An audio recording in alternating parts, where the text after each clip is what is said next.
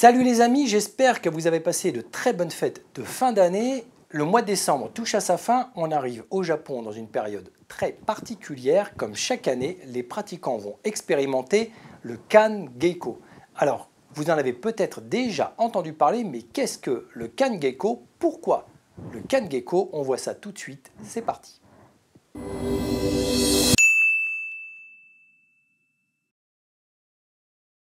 Alors les amis, permettez-moi déjà de vous accueillir dans cette toute dernière vidéo de l'année 2022. J'espère du fond du cœur que cette chaîne vous aura accompagné agréablement tout au long de l'année, car mine de rien, du 1er janvier au 31 décembre, vous aurez quand même eu un tuto du sensei par semaine, plus de nombreuses vidéos pour alimenter votre passion.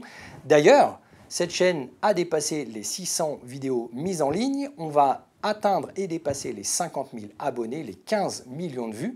Donc merci beaucoup à vous, car Karate World fait toujours partie du top 5 des chaînes YouTube les plus regardées dans le domaine des arts martiaux, en tout cas des plus populaires. Donc un grand merci à cette petite communauté de passionnés, avec vos commentaires, vos messages, vos partages. En tout cas, on a une petite famille ici, et vraiment un grand merci à vous pour faire fonctionner aussi bien cette petite chaîne de passionnés.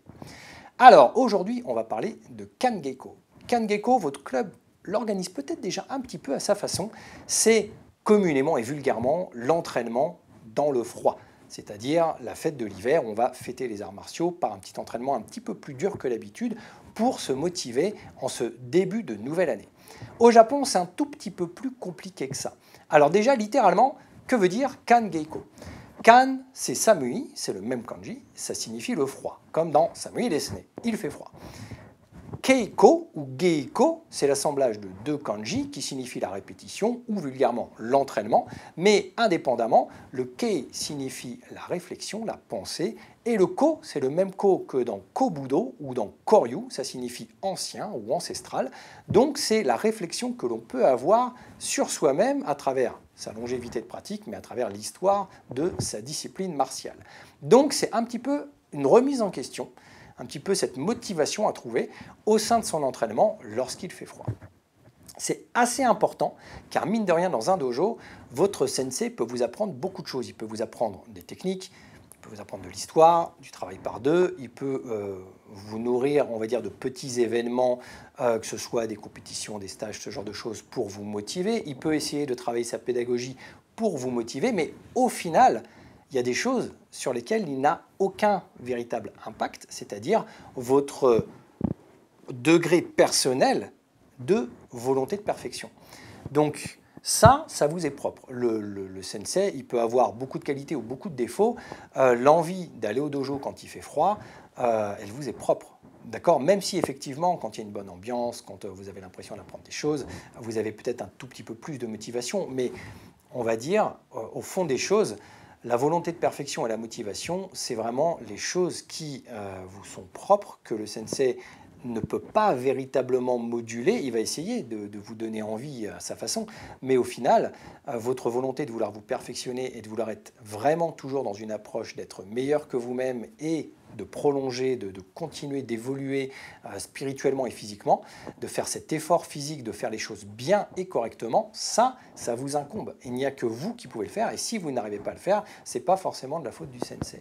Donc, ce Kan-Geiko, ça représente également cette volonté qu'on a dès le début de l'année de vouloir faire les choses correctement, de vouloir prendre, entre guillemets, sa vie et son destin en main à travers sa pratique martiale, parce que certes, les arts martiaux, il y a peut-être une finalité martiale de se défendre, il y a peut-être une finalité spirituelle d'évoluer, il y a peut-être une finalité physique d'avoir un corps peut-être plus résistant, plus performant, plus endurant, plus souple, mais au final, de toute façon, tout ne sera lié qu'à votre volonté de vouloir le faire.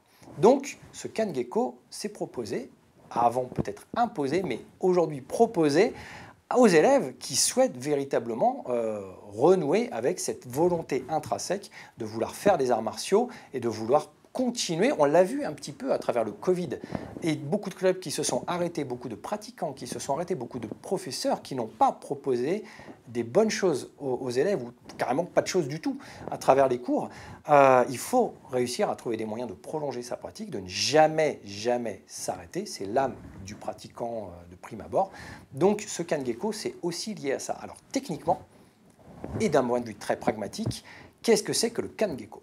Si on remonte dans l'histoire, le Kangekko, il est dit dans les écrits japonais que déjà les moines bouddhistes préféraient les périodes rudes pour renouveler leur foi. Donc ils sortaient prier, ils allaient s'exposer au froid ou aux conditions climatiques compliquées pour montrer leur détermination.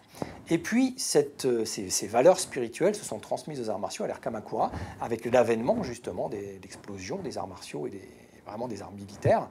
Et beaucoup de troupes guerrières s'entraînaient dans le froid pour créer la cohésion d'équipe, cette espèce de noyau de groupe, et puis justement cette volonté d'avancer.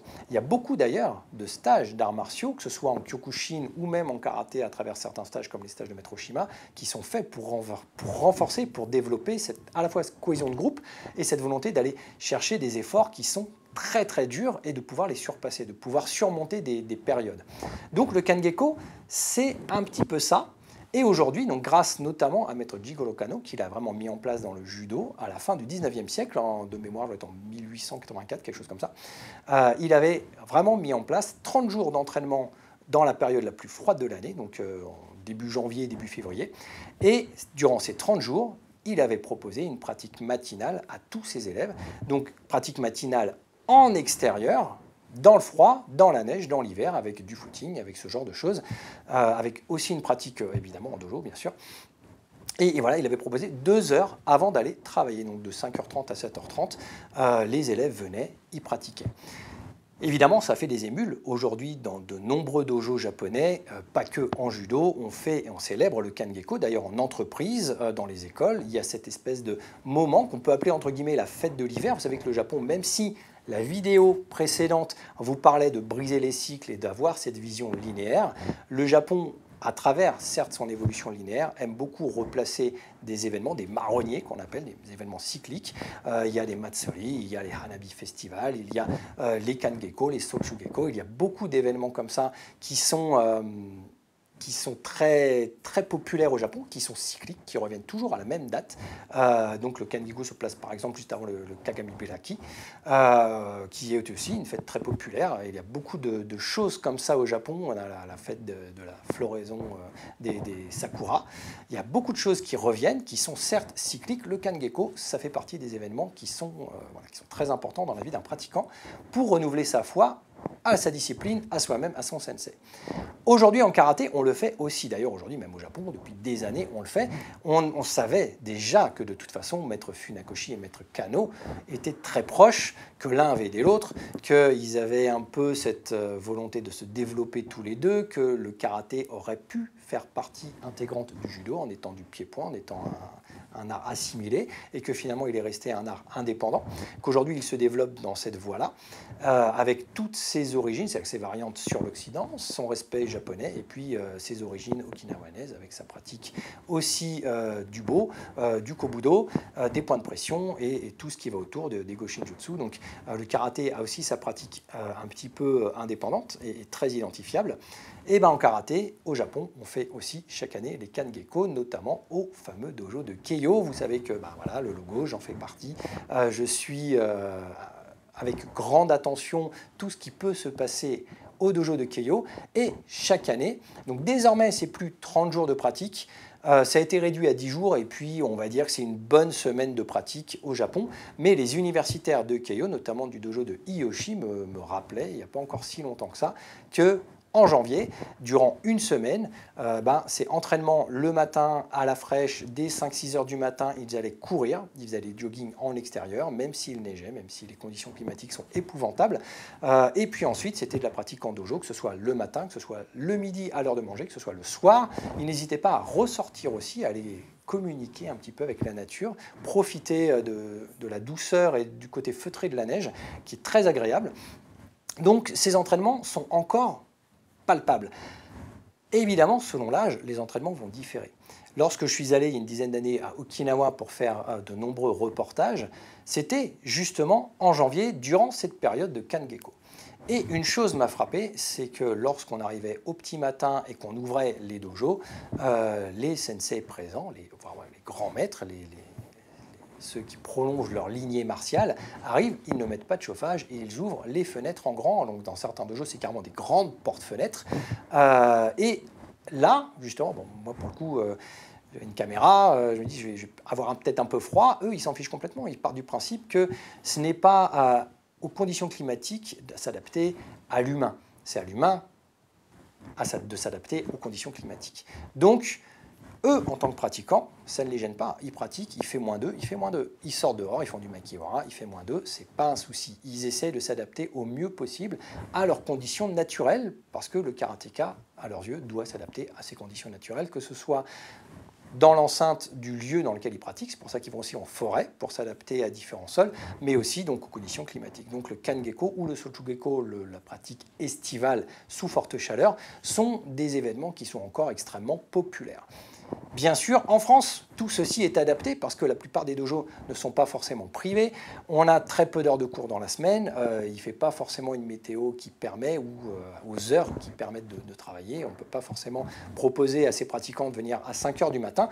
On ne peut pas peut-être pas proposer à ces pratiquants de travailler en extérieur. Si vous êtes en zone urbaine, dans les rues, et qu'il n'y a pas de parc à côté, ça va être très compliqué.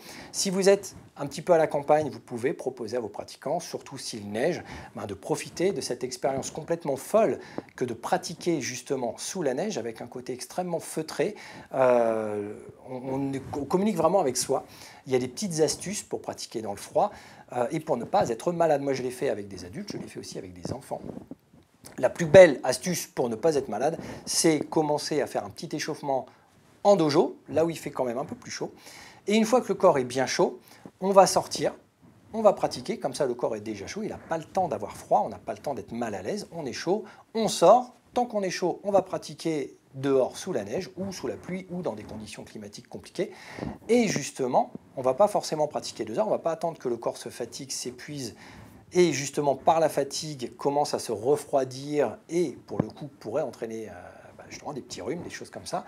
On va faire une demi-heure, 1 heure de pratique un petit peu dure pour continuer à transpirer et ensuite on remonte en dojo. Alors nous on a chaud, mais on se rend compte quand on monte au dojo que le kimono, que la peau, ils sont très très froids et on va commencer à se réchauffer au sein du dojo et généralement il n'y a jamais de personnes malades. Et même vous le ressentez, vous n'avez pas le rhume, vous n'avez pas ce genre de choses parce qu'on l'a fait en respectant un cycle de chaleur humaine. N'hésitez pas à me dire si vous pratiquez un petit peu le Kangeko, si vous avez des entraînements un petit peu comme ça, hivernaux, si votre club organise ou si vous-même, de votre côté, dans votre jardin, vous sortez, vous pratiquez un petit peu, vous essayez de communier un petit peu avec la nature, avec la neige, avec ce genre de choses. Si vous est arrivé d'avoir ce genre d'expérience, même au Japon, parce que si vous allez au Japon dans ces périodes-là et que vous connaissez un sensei, il vous accueillera et vous pourrez peut-être avoir une expérience absolument extraordinaire. Donc n'hésitez pas à me mettre ça dans les commentaires. Je vais vous souhaiter une très belle fin d'année avec évidemment un très bon réveillon et une magnifique nuit de réveillon. Je ne peux pas encore vous souhaiter la bonne année puisqu'on n'est pas en janvier, mais en tout cas profitez-en bien, prenez soin de vous et n'hésitez pas à pratiquer vraiment pendant ces vacances. Même s'il fait un petit peu froid, vous allez voir que pour l'esprit, c'est vraiment génial. À bientôt, ciao.